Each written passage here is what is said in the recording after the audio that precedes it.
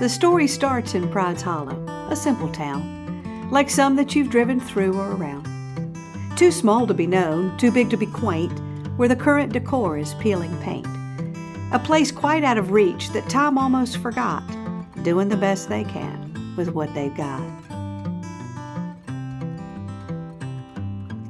It's quite safe to say that the story began with the death of a despised old man, whose wealth so vast it was only surpassed by the number of people happy to see him pass.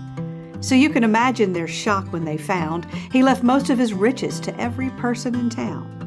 On one condition it was clearly expressed, that each person fulfill his dying request. A strange demand, an awkward test, the words of a man delirious at best. But there it was, as plain as day, the game that he required you to play. The instructions were clear, yet incredibly vague. It simply said, what would you do if you were brave? If you could do that one thing more than you have ever done before, what would you create if the slate were wiped clean and your rules allowed you the right to dream? What would you do? What would it be? This is the chance for you to see. So the town set out to fulfill this awkward request, just to get the money, most would confess. And yet what happened changed them all, one at a time, in ways both big and small. And these are their stories, started by a man from his grave, of what people will do when given the chance to be brave.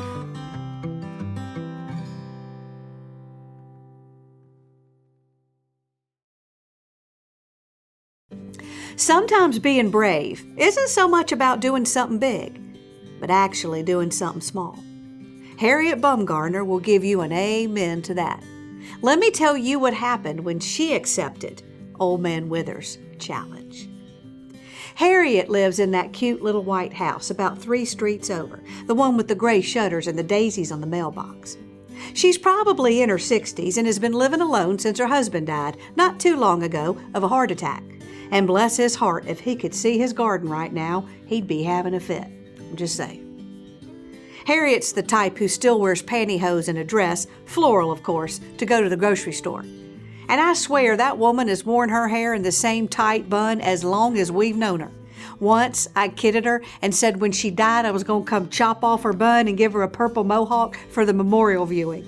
She didn't speak to me for weeks. Anyway, Harriet and Harold were the type of couple who always lived on the safe side of life. As parents, they'd always colored inside the lines, lived in structured shades of beige, and found no reason to get overly excited about religion or politics. They were the type of couple always invited to the parties, but you could never really remember actually seeing them there. Now, it was a Wednesday when Harold died. I remember because that night was prayer meeting, which turned out to be about 5 minutes of actual prayer and 90 minutes of planning who was going to bring what casserole and when. In Pride's Hollow, every birth, death, and sickness in between is commemorated with some version of a condensed soup and Ritz cracker topping, or a brightly colored congealed salad that keeps moving a good 10 minutes after you set it down. You know you could measure how much somebody was loved by how long you could live off of the delivered food. A love that could just as quickly turn into a lifelong grudge if you forgot to return the dish. And heaven help you if you bring the same casserole as somebody else. You might as well have slept with her husband. Oh yeah, dish cheating. It's a thing. Anyway, Harold slipped out of this life as quietly as he lived it, in his recliner, feet up, watching Wheel of Fortune. Never woke up. Hey, I'll take that way out if I get a say in it. He left without a fuss. Everything in order, slippers and reading glasses exactly where they should be. Just looked like he was peacefully napping and dreaming of buying a vowel. Harriet kissed his cheek, breathed in the smell of Old Spice that had clung to him their whole marriage, thanked him for staying by her side all these years, and then set out to make the necessary phone calls. Nobody expected her to fall apart, so she didn't. She wasn't one to step out of character. Why start now? And who are we to judge? So Harriet knitted through the expected stages of grief and tried not to wonder what she was supposed to do now. So when the word got out about Old Man Wither's challenge, well, you would expect it would bypass Harriet completely, as she wasn't much for gossip, or challenges for that matter. But Harriet caught wind of it anyway, because she happened to be outside when the mailman mentioned it. She was standing there trapped in another lecture by her next-door neighbor, Noreen, who was 15 minutes in on how the grass should be cut in angles, not straight lines. This was Noreen's alternative to bringing a sympathy casserole. Lectures were the love language she had inherited from her father, the colonel. The more she cared, the longer she advised. Noreen means well, but that sentiment often gets buried under this overly zealous concern for your welfare. Noreen's about 4 feet tall, and if she had a body type, it would be rope. You don't want to arm wrestle her, trust me. Now, Noreen lives alone, never married. Her only companion is that ever-present oxygen machine whose hisses punctuate her lectures. It's rumored she still smokes. Well, not really a rumor unless Marlboro's come out with a new perfume. I know, ironic. But Noreen, like her father, is determined to live life on her own terms, even if it kills her. Which it probably will. So that day, when Harriet heard the mailman repeat the whispered words of Old Man Withers, "What would you do if you were brave?" Her head frowned and disregarded it as foolish nonsense. But her heart, I had jumped up and answered right away. I read in a book somewhere that when the head and the heart disagree, the heart always wins. That day, Harriet stood there on the lawn, pretending to listen to Noreen, but really staring at Harold's old car sitting in the driveway, waiting for one of the kids to come pick up and go sell. And she knew exactly what she would do if she were brave. It was the one thing she'd always wanted, just once before she died, to drive that Buick. Except she'd never learned to drive. I know, it doesn't really sound like much to most of us. I mean, how would she never learn to drive? But you got to understand that Harriet had gone straight from her parents' house as a young woman to Harold's. And between living up north in the city most of their lives and not needing a car, and then moving down here and only needing one car in their retired years, well, she just never learned. The one time she asked Harold to teach her, he had told her it just didn't make sense. And that was that. I guess you could say it became her one regret. She could hear her family now. "Mom, that's crazy. You're too old to drive. You don't have anywhere you have to be. What's the point? What would the neighbors think? Where would I even go? What if I hit something? What would Harold say?" But that day, Harriet felt a spark, buried so deep she wasn't sure if it was just indigestion. Something set a firmness to her mouth and a commitment to her soul that she would drive that car if it was the very last thing she did. Before her head could talk her out of it, Harriet stopped Noreen mid-lecture and said, "I want you to teach me to drive today. I need to sprinkle Harold's ashes." A sensible use of gas, just in case Harold was watching. Well, this lit up Noreen like winning the lottery, as her concern for the welfare of others far outweighed those who actually came to her for help. "Let me grab my sweater," she said. "I'll have you driving within the hour." And no, it didn't seem to bother either of them that Harriet didn't have a license. Noreen's nephew was a state trooper, and if something happened, he owed her one. Noreen dashed inside the house, and within minutes, she comes back out with a clipboard and a whistle, an emergency field kit that included water, a machete, and a tourniquet, and an extra disposable cell phone she taped to the inside of the trunk just in case they got abducted like she saw on the Law and Order, with her nephew's number already programmed in it. Her oxygen machine was just hissing in anticipation. Harriet buckled Harold's urn in the back seat and said a quick prayer. Noreen had a sink-or-swim teaching style. There's the gas, there's the brake. Don't forget your blinker. And any time Harriet made a mistake, Noreen would blow the whistle, and Harriet would start to cry. So it was a rocky start. But after several trips around the block, Harriet got used to it. Personally, she thought learning to work that newfangled dishwasher her kids gave them was harder than this. After a few more hours of practice in the church parking lot and a rosebush hit and run that they will take to the grave, Noreen announced, "You're ready. let's hit the highway. We can sprinkle Harold somewhere along Route 29. Harriet froze. Driving around the parking lot's one thing, but the highway? The idea of it thrilled her and scared her to death at the same time. Her knuckles gripped the steering wheel as she thought of all the things that could go wrong. But this could be her only chance, just this once, to see if maybe it could go right. She took a deep breath and she closed her eyes. Then she remembered she needed to open them to drive. And in just a few short turns, they were on the highway. And Harriet finally let out her breath as she began to push that pedal a little harder, and then a little harder, and then after a while, Harriet forgot to be scared. They flew down that highway, 4 miles above the speed limit as Noreen had instructed. Windows rolled down, radio set to Harriet's favorite praise and worship channel, 2 notches higher than Harold ever let her turn it, singing at the top of her lungs. The country was just rolling out to greet them. It was everything she thought it would be. She felt like she was flying. The wind blowing through the car windows loosened Harriet's bun and the pieces flapped around her head with a freedom Harriet hadn't felt since she was 17. Till the breeze blew the hair in her eyes and they almost skidded off the road. And Noreen let out a string of colorful curse words and they had to roll the window back up. And then when they had to stop for gas and she forgot she was still in reverse and hit that pole. "It's all right," said Noreen, "we're fine. That's what bumpers are for."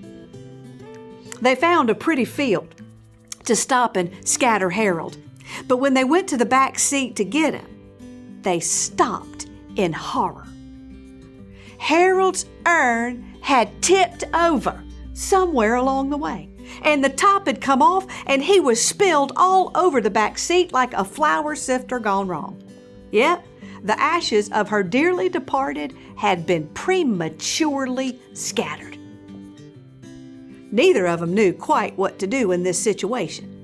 And wouldn't that make a good topic for Irma's etiquette column in the newspaper? "Dear Irma, what is the proper etiquette when you spill your dead husband's ashes all over the back seat of a Buick?" "Got no choice," Noreen announced. "We'll just vacuum him up. There's a Soapy Suds car wash a couple of miles ahead. Not enough of 'em left to sprinkle. No use crying over spilled ashes." They got pretty tickled over that, and they had to stop for a minute to get themselves back together again. And don't you judge them for it. Harold had a great sense of humor. He would have laughed harder than both of them. So that day, instead of being sprinkled over a pretty park or a lake, the last of Harold's earthly essence was sucked up through a vacuum hose at the Soapy Suds over on Route 29. If you'd driven by at the right moment, you would not have been able to guess why 2 old women in the parking lot of a car wash were crying and laughing and saying a small prayer as they pushed quarters through the vacuum dispenser. That night, Harriet was still smiling while she watched Wheel of Fortune and began knitting Noreen a thank you sweater. "If it's okay with you," she whispered to Harold, "I think I'll keep the car, just in case." And she was pretty sure he nodded. If you ever happen to be in Pride's Hollow and you need your car washed, we recommend you go to the Soapy Suds on Route 29. Some people swear that when they leave, the car smells just like Old Spice. Sometimes being brave is not that one big thing that the world writes about, but the one tiny thing that might not make sense, but encourages you to live just a little bit outside the lines.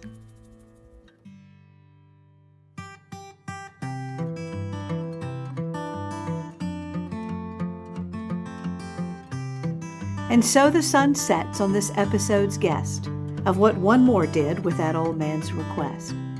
But soon I'll be back with a new tale to unfold, for there are many more stories still left to be told. For this challenge has started with no end in sight, as each person closes their eyes and takes flight. But until next time, maybe you'll find the chance to close your eyes and join in the dance. Maybe this story whispered from that old man's grave will push you to find out what happens when you choose to be brave.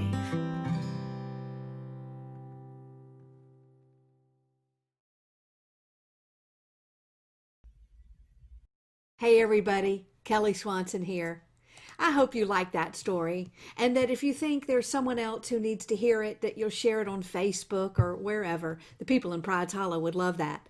This story means a lot to me because, like Harriet, I'm a color inside the lines type of person. I like order, I like a plan, I like structured spontaneity. But lately I've been realizing that I don't want to get to the end of my life with a regret or a wish to have done that one thing. That's why I'm doing this show, and I'm so excited that you came to watch it, and I hope that you'll continue to come back and support it and become part of the community. There's a community tab actually on this YouTube page where we can start talking and chatting. But yeah, that's why I'm doing this Pride's Hollow show. It truly is my one thing. It's me coloring way outside the lines, and scary to be doing something like this at such an unpredictable time. Why now?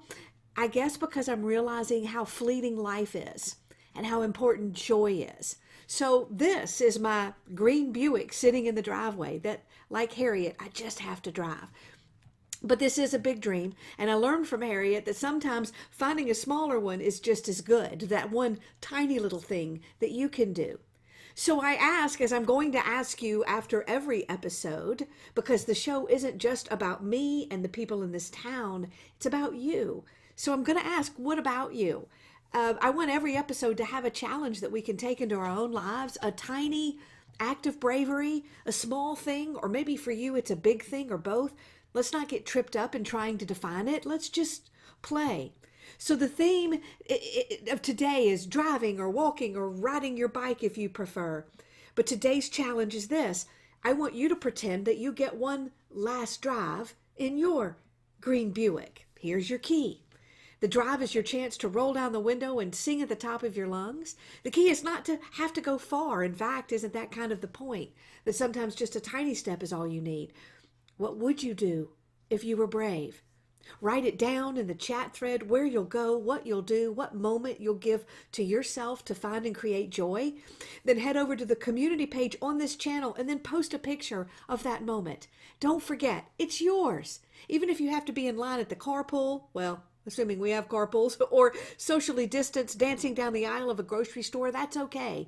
Just make that moment yours. All we need is one moment, one tiny act of courage. Please subscribe to this channel. Hit the subscribe button. I'd love it if you'd hit the like on the video itself. That helps me. If you could leave a comment on the video, even better. And if you want to become a part of the community in a bigger way to support my work as an artist and get your key to the city, please check out patreon.com/Kelly Swanson. The link will be below.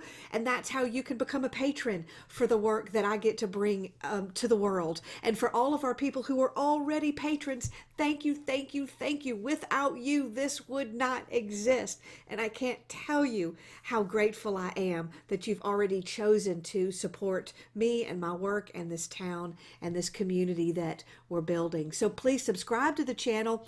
You'll be notified that way when the next episode is launching. We plan to launch these the first and third Wednesday of the month, and super excited that on the other Wednesdays we'll be posting other fun things. In addition to sharing Pride's Hollow stories, I'm going to be sharing yours. Not what would you do if you were brave, but what did you do when you were brave. So I'm very excited about those courage interviews that are going to be happening in between the episodes. And I hope that one day it's your story that we will be sharing. So a lot of stuff going on, and there are other surprises coming and fun things on behalf of Pride's Hollow. So I hope you keep coming back. Please share these stories with others, because even though we can't learn bravery or we can't buy it, I certainly do know that it is contagious. All right, see you soon. Bye.